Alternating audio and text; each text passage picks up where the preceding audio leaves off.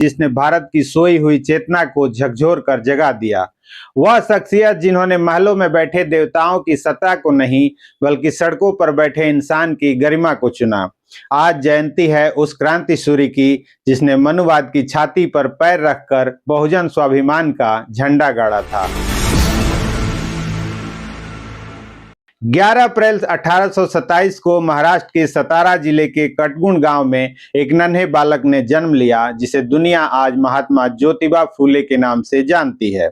उनके पिता का नाम गोविंदराव और माता का नाम चिमणाबाई था। फूले का परिवार माली जाति से ताल्लुक रखता था जो उस समय शूद्र वर्ग में आती थी। उनके पूर्वज पेशवाओं के लिए फूलों के गजरे और बगीचे का काम करते थे, इसलिए वे फूले कहलाए। लेकिन नियति देखिए, फूलों का काम करने वाले इसी परिवार के बेटे ने आगे चलकर ब्राह्मणवाद के कांटों को उखाड़ने का काम किया। अगर आज आप एक SC ST OBC होने के नाते स्कूल जा पा रहे हैं, कुर्सी पर बैठकर सवाल पूछ पा रहे हैं, तो उसका रास्ता किसी देवता ने नहीं बल्कि ज्योतिबा फूले के संघर्ष ने बनाया था।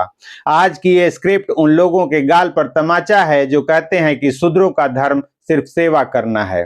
फूले का संघर्ष केवल गरीबी के खिलाफ नहीं था, वह मानसिक गुलामी के खिलाफ था।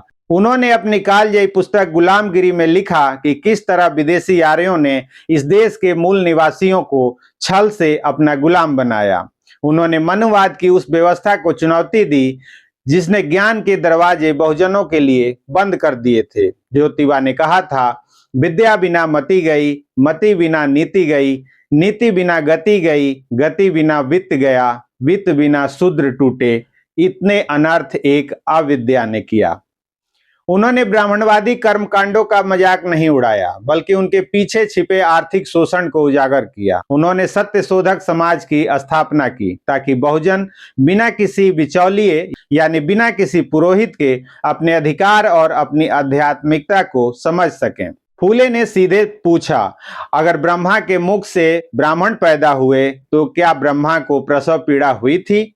उन्होंने तर्क दिया कि ये सब कहानियां सिर्फ इसलिए बनाई गई ताकि बहुजनों को मानसिक रूप से गुलाम बनाकर उनका आर्थिक शोषण किया जा सके। उन्होंने ब्राह्मणवाद को पाखंड और धूर्तता का पुलिंदा करार दिया। फूले का प्रहार इतना तीखा था कि उस समय का तिलकवादी खेमा कांप उठा था। ज्योतिबा जानते थे कि ब्राह्मणवाद का सबसे बड़ा हथियार अज्ञानता है, क्योंकि मनुस्मृति कहती थी कि शूद्रों को विद्या मत दो।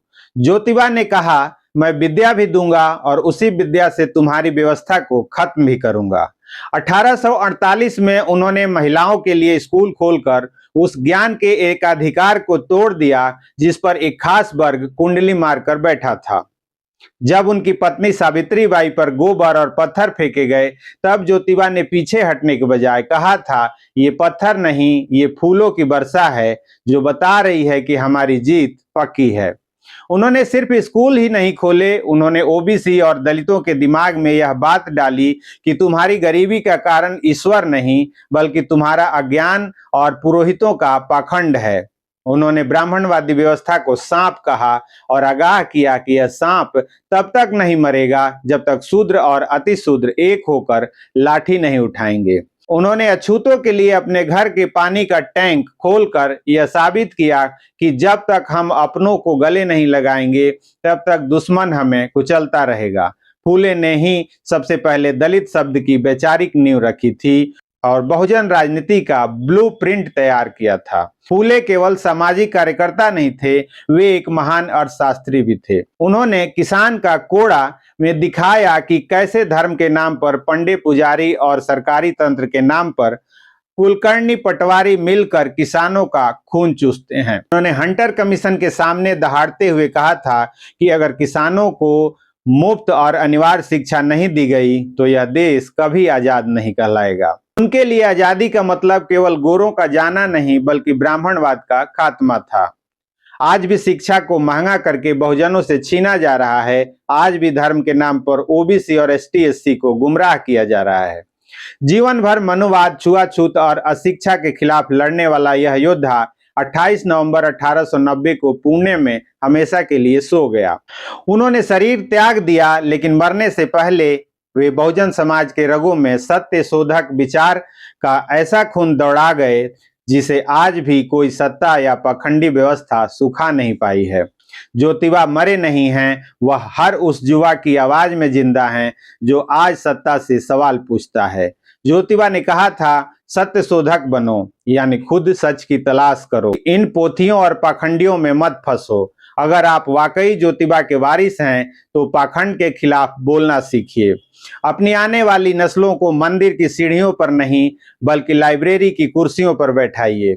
यही नवजागरण है और यही ज्योतिबा फूले को सच्ची श्रद्धांजलि है। वीडियो पसंद आया हो तो नवजागरण लाइव को सब्सक्राइब करें और इस वीडियो को हर उस बहुजन तक पहुंचाएं जिसकी आंखों पर अब भी गुलामी की पट्टी बंधी है। जय ज्योति, जय भीम।